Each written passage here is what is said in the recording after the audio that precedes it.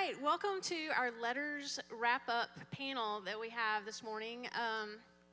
I'm super excited about the 4 women that are here. And before we get started, I just want to remind you that one of the ways that we end our semester is just by having a time of sharing, right? If you've been here, you remember that. And so I just want to kind of give you a little heads up on that, give you a few minutes to think about that. And I'm going to kind of throw out 2 questions for you today, and you can pick one if you'd like to share a little bit. First is our question for the series, and it's what we're going to ask these women up here as well. If you could go back to the day you were about to become a mom, what would you tell yourself? Maybe that's something that you've learned this semester. Maybe that's something God has taught you. But if you could go back, what would you tell yourself? Or you can answer this question, and that is just, what's one thing you want to remember from this semester? What's something God has taught you that you want to kind of mark down and say, man, I really want to remember this? So be thinking about those things. Also, if you'd like to get up and get some more food, especially this side of the room who just is now getting a chance to eat, I'm sorry about that. But if you'd like to get some more food, feel free to do that while we're talking this morning. All right, I'm going to have each of you guys introduce yourself this morning and tell us a little bit about who you are. My name is Amy Moore, and I actually am on staff here at Fellowship. I'm the special needs pastor, and I am married to my husband, Andrew, and we've been married for 32 years. And we have 4 children. I have Parker, who is 21, and then I have triplets, 2 girls and a boy, Isabel and Avery, and then Caleb is our other triplet, but he is pretty significant in our life because he totally changed the trajectory of our lives. Caleb has autism, and so we have 4 kids like in 2 years and special needs, so fun times. Thanks, Amy. I'm Rachel Bass. I'm married to Josh. We've been married for almost 22 years and 4 kids. Caroline, who's 20, almost 20. True, who's 17. Bo, 15. Sasha, 13. I'm Emily Sheaffer, and I get to work with Carrie. I'm on staff here at Fellowship, but I used to be sitting out there with you guys for many years. I'm married to Dan. We've been married for almost 15 years. We have 4 children. Our oldest is Hayden. She's 11. Isaac is 9. Jared will be 9 next week, and Evelyn is 5. And our 3 oldest are adopted. We brought Isaac home from the hospital through a private adoption agency, and then Hayden and Jared were brought in through DHS at ages 5 and 2. Hi, I'm Jan Corkern, and my story is a little bit different. I was married at 22, and after 4 years, I was divorced with a 1.5-year-old beautiful baby girl. After being a single mom for almost 5 years, God blessed me wonderfully with a new marriage and family. So Barry and I have been married almost 26 years. Lauren is now 31. Our family is growing. Lawson is 20. And Lauren is married to Zach, and we're expecting our first grandchild in March. Awesome. Yeah, so lots of perspectives up here. And I'm trying to think, all 4 of you work, right? So working moms. So we've got a lot of perspectives that we wanted to share from this morning. So let's just jump into our first question.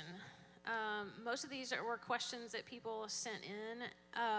This one says, I love the concept of heart modification versus behavior modification. We talked about that one week in our series. And would love to have practical advice on how to proceed with this. I feel like I do so much correcting of behavior and really want to get to the why of how we should act. So this is like, instead of saying, because I said so, right? Taking it a step further. So who wants to kick us off this morning? I can. Emily, go for it. Okay, so I think that the initial question that you need to wrestle with is this child a believer? Because if they're not, then they are unable to have a transformed heart on their own. And so that does open up a really good conversation with them of just sitting with them and saying, like, you are unable to truly love your sibling apart from Jesus' love and the Holy Spirit's help. And so that's kind of the first step that I've taken, just with having that gospel conversation of their need for a Savior. As they are growing in their relationship with God, I often go to Ephesians 4:22 through 24, and that passage talks about the contrast of the sinful nature and then the Holy Spirit putting on the new nature. And so that's just a helpful word picture for me of putting off and then putting on. And so, for instance, if a child is intentionally aggravating their sibling, then I can pull them aside and we can talk about how, like in Proverbs 16:9, it talks about like the 7 things that the Lord hates. And stirring up trouble is one of them. And so I'll say, are you promoting peace or are you stirring up trouble? And we can talk about how we are to put off stirring up trouble, but then like put on being a peacemaker, put on peace, put on being kind. And if you're unable to do that, like if you're unable to be kind, then you're going to need to leave the room until you're able to interact with kindness. And so now, I mean, not every conversation involves biblical references, but it does really help, though, to have the authority of Scripture to back up what I'm already trying to teach. Yeah, absolutely. And I think that's a great point, because there's sort of two stages to that. One is when before your kids have accepted Jesus as their Savior, it's a great way to, we always talk in here about pointing your kids past yourself, connecting the dots for them. And so it's a great way to say, you can't do this. You can't be this on your own. This is why you need Jesus. This is why I need Jesus. Yeah, all those kinds of things. So I think that's a great conversation. Who else has something that they'd like to say about getting to their hearts? I think for me, behavior modification versus heart modification really exposed my heart, because behavior modification was about making me look good as a mom and making me feel good about their actions, and heart modification was being willing to be embarrassed in Target and sitting down and dealing with what the root issue was of their behavior and not just stop, you're embarrassing me. And it also has a longer effect. So if you're dealing with behavior modification, you're fixing that momentary issue. But a heart modification is something that they can go back to over and over again. And it's applicable across multiple behaviors and not just that one moment. Yeah, I love that, because that's really what we're after, right? Is we don't have to correct our kids every single time. Like, we want them to learn and mature to where they're making the right choice. Emily and I were talking about this yesterday, how kids, like, they, especially boys, so if you have a boy, but all kids, they do something that is really dumb, and here's the stages. They do something that's really dumb, and they never realize that it's dumb. Like, that's where a lot of you are right now, right? Then they grow and mature a little bit, and they do something dumb, and then after the fact, they go, oh, yeah, that was really dumb. I probably shouldn't have done that. That's growth. The next stage is they recognize it while they're doing it. It was still progress here. Be encouraged. Finally, and for boys, it's not like, it's way into the double digits of age. Yeah, like past the teens, right? If you haven't heard that boys' brains aren't fully wired until they're 26, like, that is a true statement, okay? And so the final stage of maturity is they recognize that it's dumb before they do it.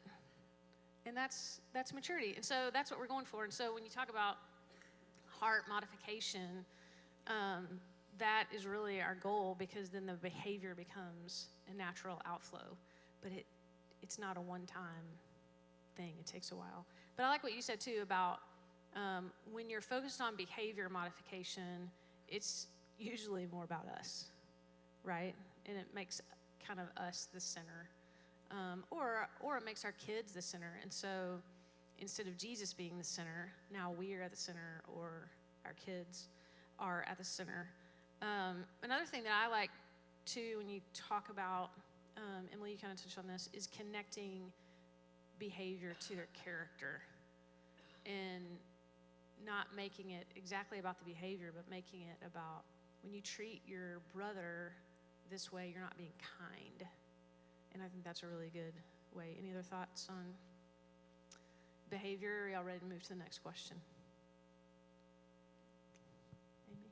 I have one thought, which since I'm dealing with teenagers and young adults, I also feel like they get really confused on the heart versus behavior, and they want to follow their heart always when it's not in the right place.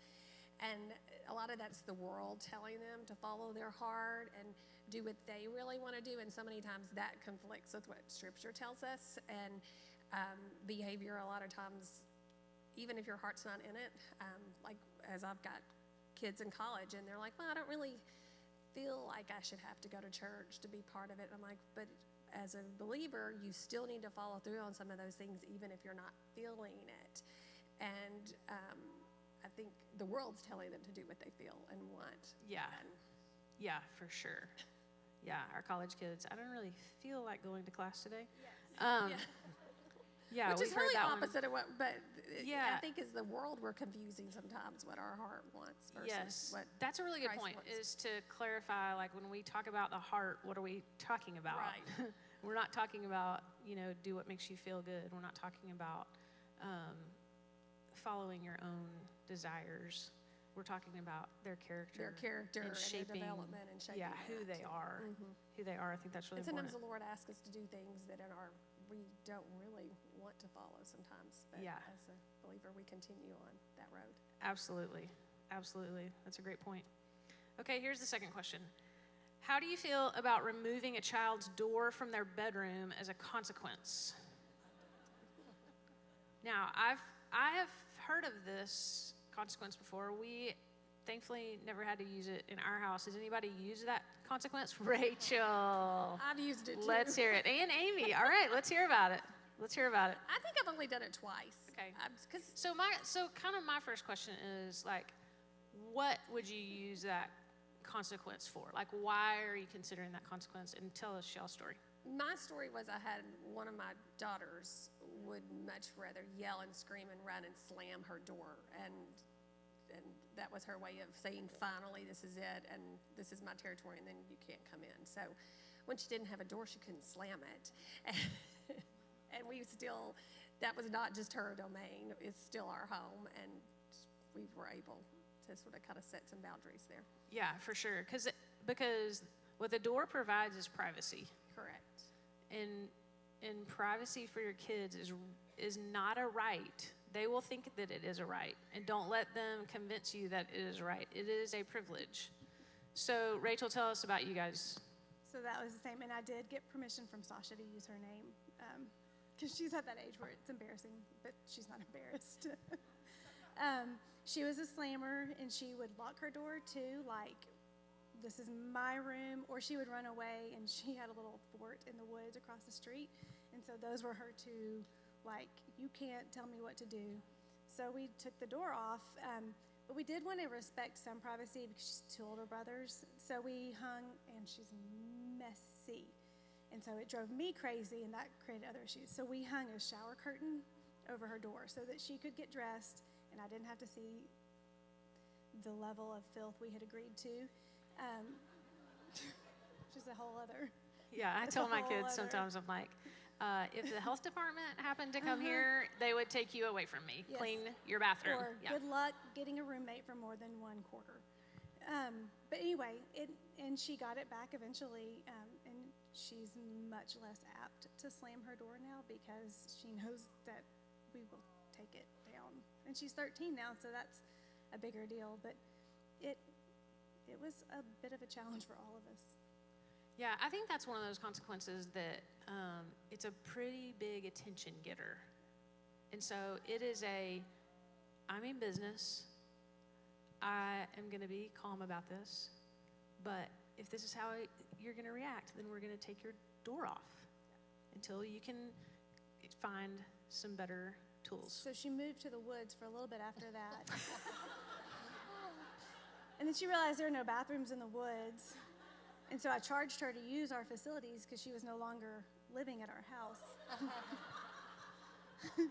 She I love pretty this. quickly moved back in. Love it. Jan, what do you think? I was going to speak to this. If you have kids who are extremely outgoing and don't like to go to their room, that really wasn't a huge issue of ours. Like, it was, you have to go to your room. But I would think that the first thing that came to my mind is if your child, if you think that the behavior in their room is something that would be harmful to them, or if they're doing something as a teenager that may be illegal, then absolutely that would be a great consequence. But also, I agree with Carrie that, you know, our kids just don't have to learn that it's the world's view that it's our right to have a locked door or a door on your room at all, and that it's something that's a privilege, and that as they get older, you know, you have responsibility, and with responsibility comes trust, and trust and freedom or go hand in hand.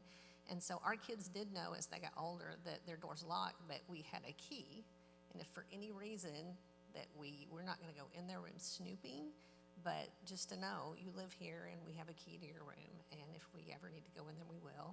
And I think Lawson inadvertently locked himself in his room more than once as a child, and it was very important to have that key. But that's kind of where we are on it. Yeah, that's really good, because there definitely is, like, when I say privacy is a privilege, I don't want you to hear me say, like, there is no room for your kid to have privacy. I mean, there definitely needs to be a space for them and a place where they feel like they can retreat. There needs to be trust, but there are times where taking the door off is a pretty simple thing to do, and it makes a big statement to your kid. And I would say don't threaten it if you're not willing to do it, because they will call your bluff, and then you're in trouble down the road. Yes. That's probably one of the biggest pieces of, and I'll see if you guys agree with me, so I'll speak for myself. It's probably one of the biggest pieces of advice that I would say to you is do what you say you're going to do. One of the things that they taught us in a discipline class at some point that I was in was, if you say you're going to do it and you don't do it, then your kid's just going to keep doing whatever you're telling them not to do. And so if you want obedience, you've got to hold the line and you've got to follow through. And a friend of mine and I were just talking about the payoff of that, because I just had all three of my kids home for Thanksgiving, and they're enjoyable to be around. And you are developing that when they're little. You don't really realize it, but if you will hold the line, if you will make them obey, make them be respectful, it pays off. It pays off, and I know you guys have seen that as well. Okay, no, we already did that one. What age is appropriate for a phone that actually calls and or texts? Okay, so there's a couple layers to this question. Let's talk about just a phone or a device that calls and texts, not a full-blown smartphone. So what do you think is an appropriate age? How have you guys handled phones and all those kinds of things at your house? I think I can speak because our situation was different with a blended family for a while. When your child's at an age that they may be going various places without you around, and you might feel there's an emergency situation where they need to reach you in the middle of the night or whatever, that might be a good age to have a phone that at least calls. And I don't think there's a set age. And if you say an age for one child, that might not be the same age for your next child. And Yeah, I think that's we a have really to good be point. very careful about putting a number on it. That's a really good point. We actually started at our house with, we called it a family phone, and it was just like a little Go phone that had minutes on it. And if, one of the kids was going with another family or just in a situation where we wanted to be able to get in touch with them, we would send them with the family phone. It wasn't their phone, and all it did was call and text, but that was a good option for us to start with. What about the rest of you guys? We did the same thing. We had a family phone, and so that way no one had to have their own. And I think keeping them off the internet on their phone for as long as possible is the best thing you could ever do. Because my girls didn't have social media until they were in 9th grade. And at the time, through junior high, when everything is terrible, they thought I was the worst mom in the world. But by the time they hit high school and then they got Instagram, they were like, this is the best thing you ever did for me. I don't need this. And it just sets up so many bad habits. And it's going to make me sound old, but these kids that are in elementary school and all they do is take pictures of each other and do TikTok videos, and it's just they're so focused on themselves and taking that away so they can focus on everything else going on. I feel like it's a major benefit to growing up. Yeah, for sure. Yeah, so you can actually, so I'll go back to when we had the family phone, it was like, you know, the cheapest Go phone you could buy. It was like a flip phone. I don't know how long it's been since you've used one of those. They are the most frustrating thing ever in the history of the universe to use after you're used to an iPhone or whatever brand smartphone you use. So you can, if you don't know this, you probably all already know this, but you can take an iPhone, an old iPhone, and you can disable everything else to where it's just for calling and texting. Rachel, how have you guys handled phones? So we did the same thing. We had a family phone in the beginning because, at least when I was growing up, your friends had landlines, and if you got in a situation, you could call home and have your mom come get you. Or I can remember calling because a dad of a girl I was spending the night with made me uncomfortable, and my mom came and got me. But kids can't do that anymore. There's no landline. So it's important, we felt like, for our kids to have a way to get in touch with us. My oldest did competitive dance, and she might be all over the place at a competition, and so being able to get me if she needed food or whatever. We've handled all the other stuff differently with each kid. That's the fun and challenge of parenting multiple kids, is they need multiple things. And so like Caroline got, I think, Instagram when she was 13 because she could handle it. Sasha is 13 and may never get Instagram because she's just more susceptible to getting her feelings hurt, and it bothers her, and she would tell you that. She doesn't want it. She doesn't think she's ready for it.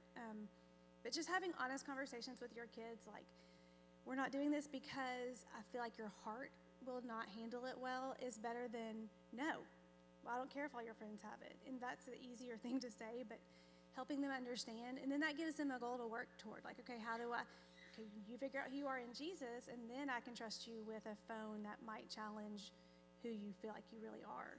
So you got to have the honest conversations. We've taken things away. It's a great thing to take away too sometimes. So it's not the worst thing in the world to give it to them, so you can take it away as a consequence too. Yeah, for sure.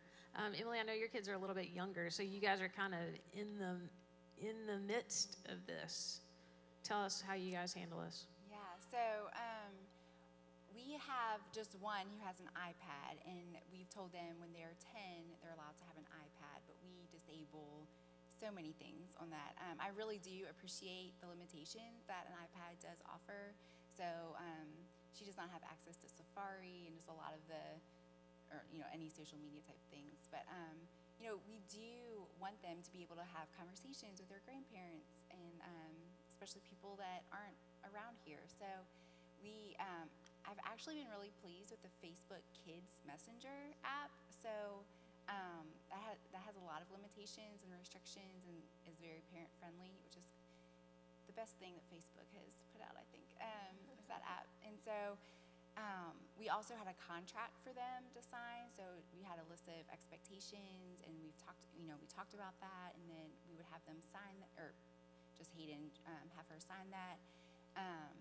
And then one thing that we're trying to do is just find other families who are of likewise thinking as far as phones and technology, just so that we can have a greater support and greater team approach, so then she doesn't feel like she's alone either.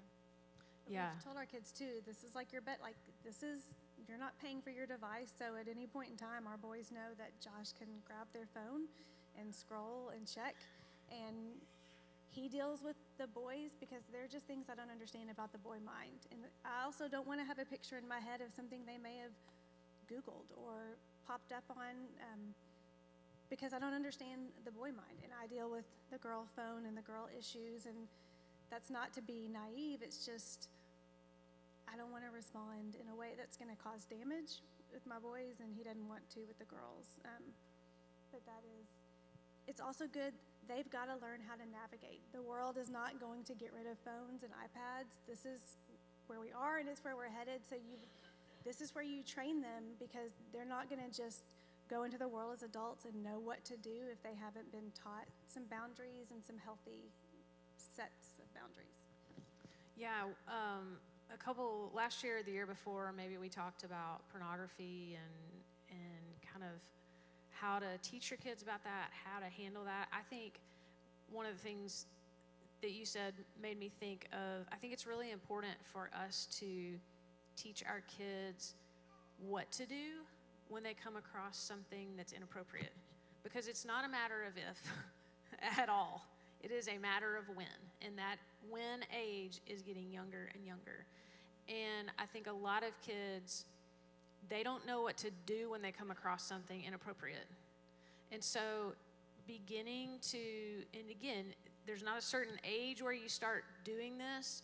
You've got to figure that out with each of your own kids, but to train them as to what to do, because there are times that they unintentionally come across something that's inappropriate. And if they don't know how to react immediately, that pause a lot of times will lead them down the road of curiosity, which is a bad place to go. Sorry to jump back in. Your face, you have to practice neutral faces because your face will draw them in or push them away.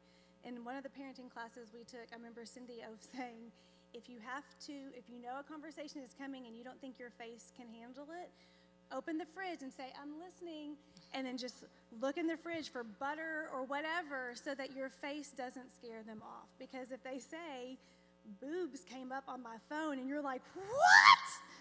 They will never tell you again. So you have to practice your neutral face.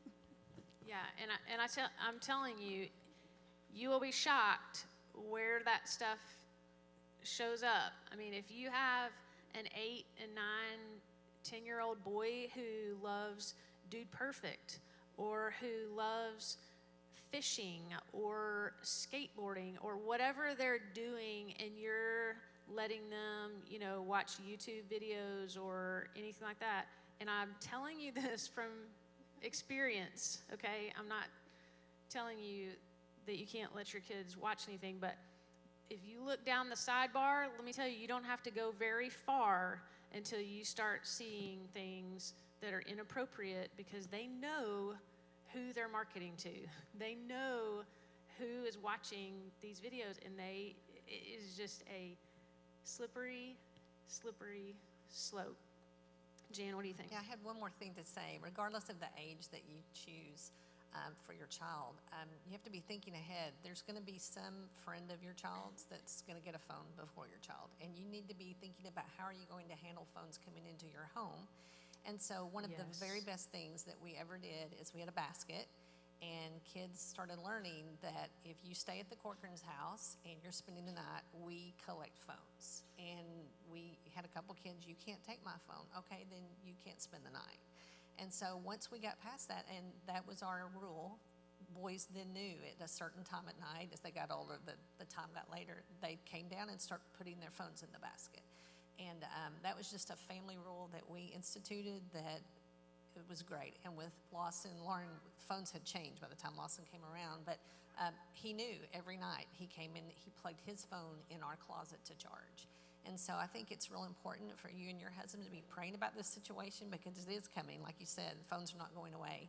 And you have to be on the same page, and then you have to be thinking about how you're going to be handling other kids' phones coming into your house. Yes, that is a great point. And that's something that I wish we had done better, because just because your child doesn't have a phone doesn't mean that he or she doesn't have access to a phone.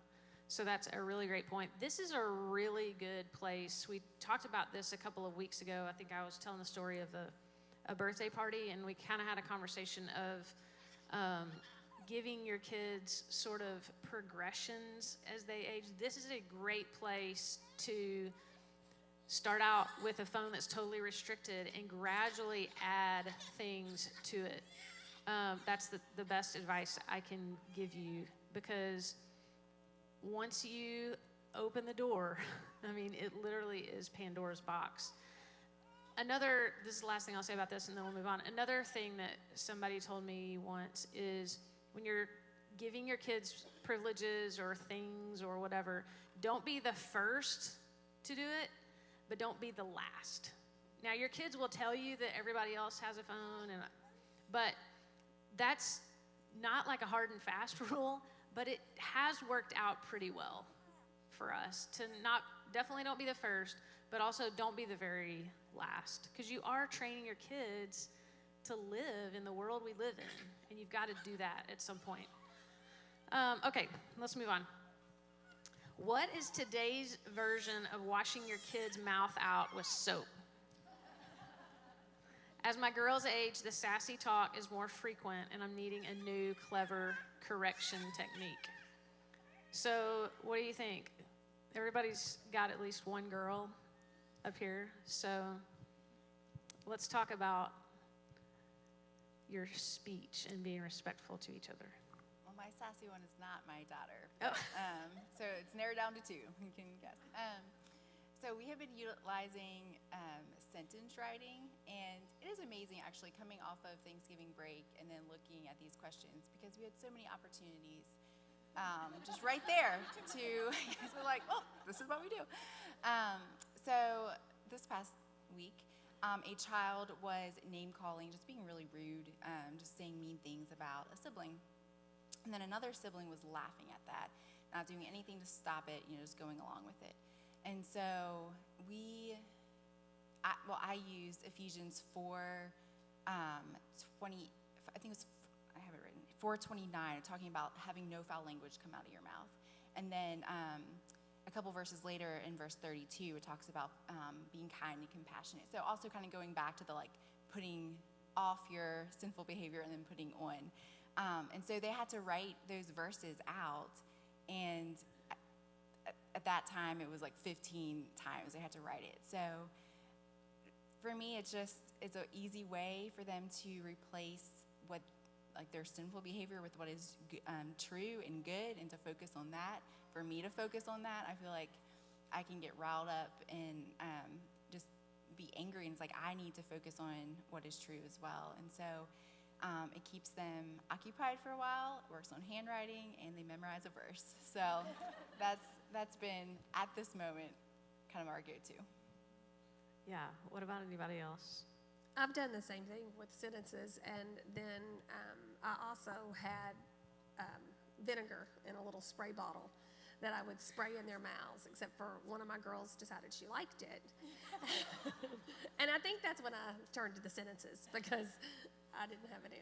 But it was really quick and easy, and I could have it in my purse. And it was when they were sassing me or being disrespectful to their siblings too, or just arguing, and because sometimes they'll get in the car and just do nothing but go back and forth with each other because they feel like I can't do anything about it. So it was just really easy to, and I at the point was get this bottle and spray it in your mouth when they were in the car. But yeah, I really didn't like this question because it was very convicting to me. I grew up, that was my problem, was my mouth. And as an adult, sometimes it's still my problem. And I just left a sass and tone. And so at times I've heard my kids, and I've had to stop and think, this is where they learned it. And I have a book, I meant to bring it up here. It's in my purse. It's a Christian book. I think maybe Lauren bought it for me. It's called Taming Your Tongue in 30 Days. And just great verses on how to pray that over and pray it over your children. And so at times when maybe your kids are hearing that, yes, they could be picking that up in the world, but it's a time for us to stop and think about how our tone sounds and what we're saying, and how that we can sit down and I've apologized to my kids for my tone, but also then to remind them sometimes of how they sound. Sometimes I didn't realize how I sounded, and I've asked them at times to repeat back, what they said in a different tone and how it takes on such a different meaning and is less hurtful. And one thing I thought about is if you, I wish I'd have done a better job, basically, but if your child is continually doing that, then you might say, I just don't know if we need to have friends over if you're going to talk to them in that manner. So maybe if you can start speaking to me in a very nice manner, I'll think that you're ready to have your friends over to play. And as I think back, there's so many things I could have done better, but again, it brings it back to me in my heart. So. Yeah, we are the first example to them. And so that's a great word, is how are you speaking to them? When you're frustrated or when they're being sassy and disrespectful, are you dishing it right back? Because, man, it's easy to do, isn't it? And so I think checking ourselves and what are you modeling for them? Whether it's the way you talk to them or the way you talk to your husband or the way you talk to the person who just cut you off in traffic, they are learning constantly. Rachel? We did the vinegar when they were younger. I asked my kids because I started panicking. I was like, did I ever address your mouth? And they're like, yes, you sprayed vinegar in our mouth. Okay, good. And we also did you can't go to your friend's house because I hear how you talk to your siblings, and I don't want you to talk to your friends like that. Try again, and I'll make them repeat it. But the thing I think we've done to try to, when they were being ugly to each other, is build back into their siblings. So if I heard them say something ugly to one of them, I would make them say 5 nice things to that sibling. And sometimes it was pulling teeth. It was like, I like your socks. It wasn't always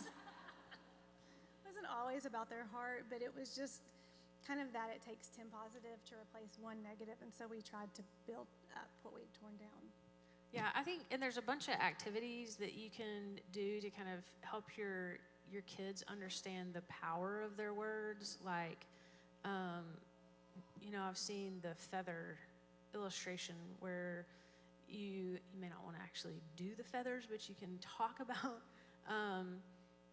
especially when you're thinking about social media and some of those other forms of language. When you say something, it's like you dumped out a pile of feathers on a windy day.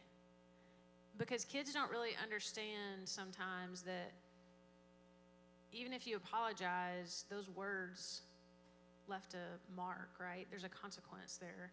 And so it's like dumping those feathers out on a windy day and then regretting it and saying, oh, I'm going to go gather all the feathers back up. Well, you can't. I've heard another illustration where they had a son who was being ugly to his sister, kind of a similar situation. And the dad sent him out in the backyard with some nails and a hammer. And he said, okay, I want you to go nail all these nails in this piece of wood. And so he went out there and he did it. And he said, okay, now I want you to go and pull those nails all out. And he used that as an illustration to say, when those nails are your words. And you can pull them out of that wood and take the nails out, but it still leaves a mark in that wood. And so I think those kinds of things help our kids understand the power of their words, because they don't really. They lash out and they say something, smart or disrespectful or ugly, and they think, I can just apologize and make it okay. Anything else on that? I would just say also, don't let it slide. Correct it. And it's hard. It takes work. Anybody else have any more thoughts on that? All right. I would like to know how to deal with sibling fighting. I have 2 boys very close in age. I feel like they're either best friends or fighting all the time. Any tips? They are young, elementary age. First of all, I would say this is normal, right? It's part of their process, and it's also how we learn to communicate, how we learn to resolve conflict, how we learn to apologize. We learn a lot of those interpersonal skills, but how do you handle sibling fighting? I had plenty of it at my house.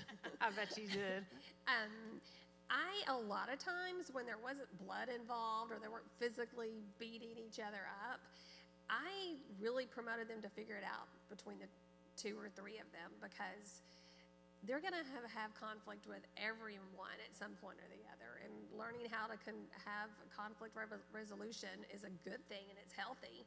And I feel like it was good practice for them to learn conflict resolution with their siblings who still love each other.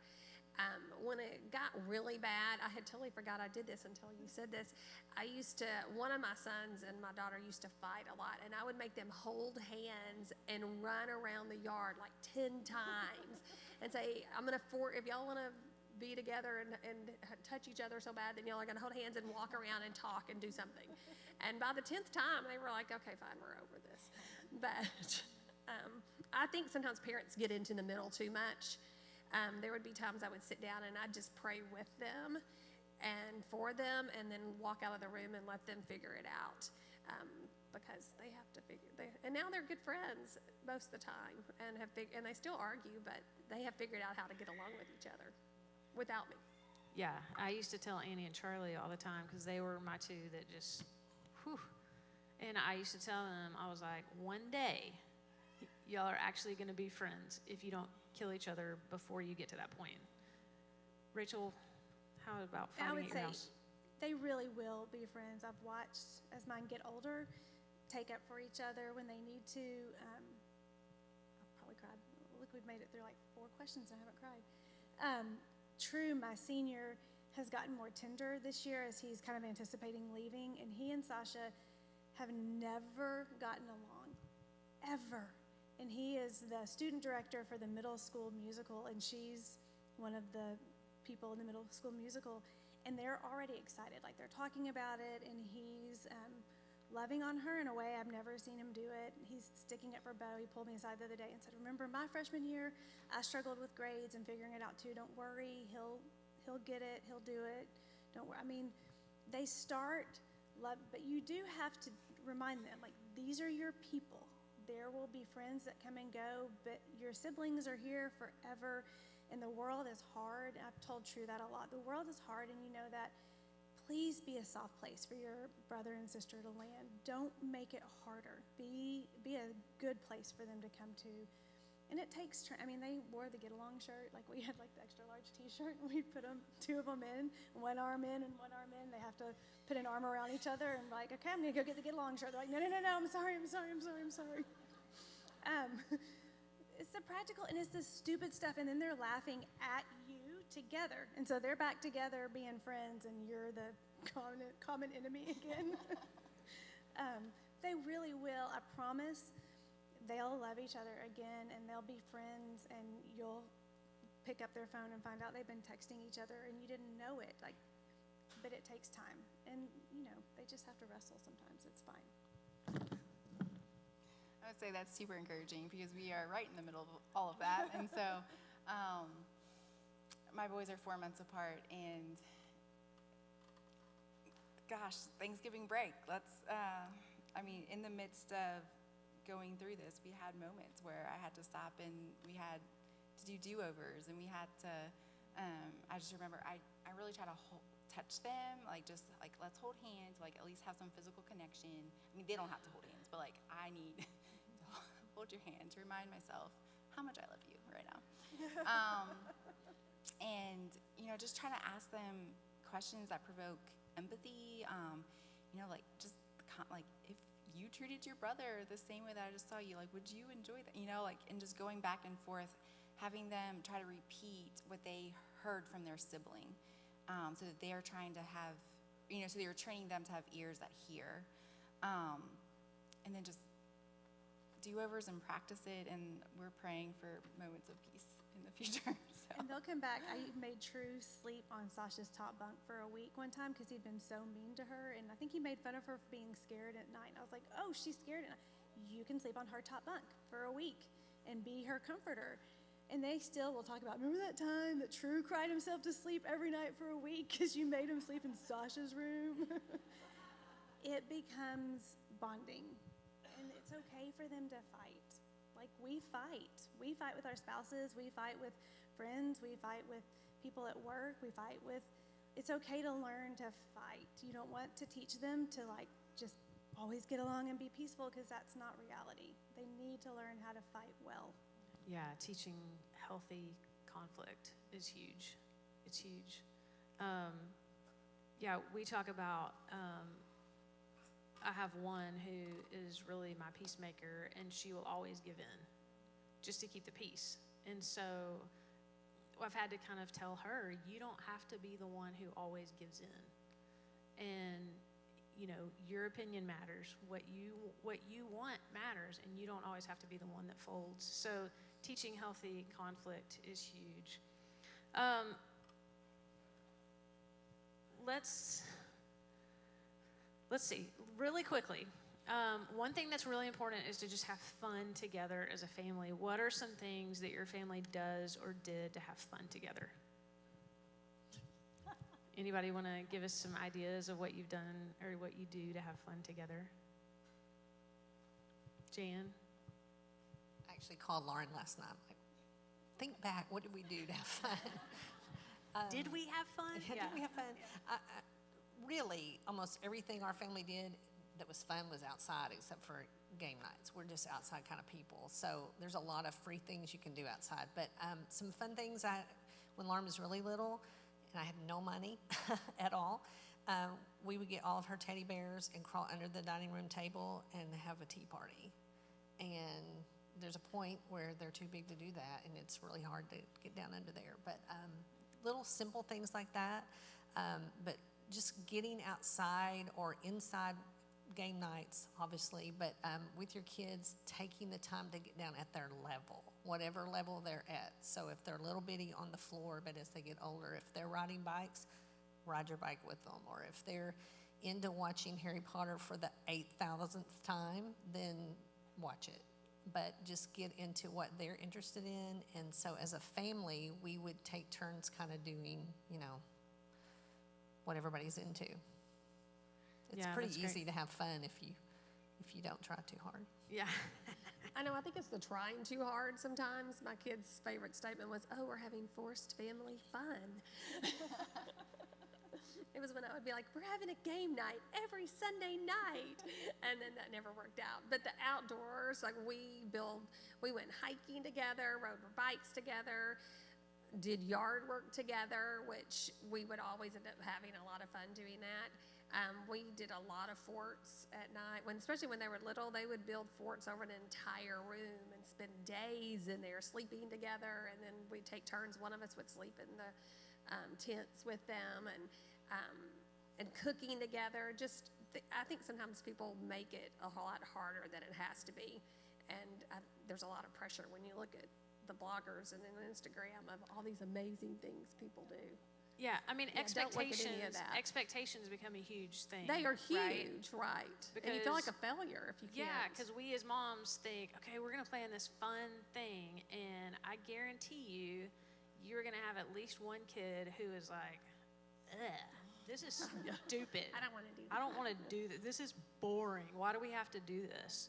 So, like, how do you respond? How do you handle that? Is it just setting your own expectations? Is it knowing that probably at some point somebody's going to complain and not letting that derail you? Or like, what do you do when you've planned what you think is a fun thing and everybody revolts?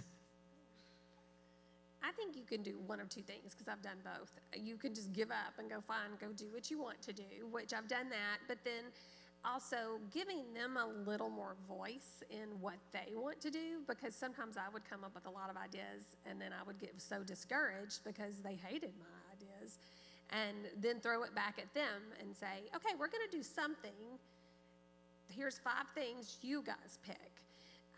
And giving them a little more control, and that usually worked out better for my kids. Yeah, that's a great idea.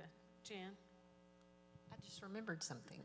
And it worked. One summer, I think it was the whole summer, we just had them write down some fun things you would like to do this summer. And it wasn't like going to Disneyland. It was, other things, simple things. And they put them in a jar.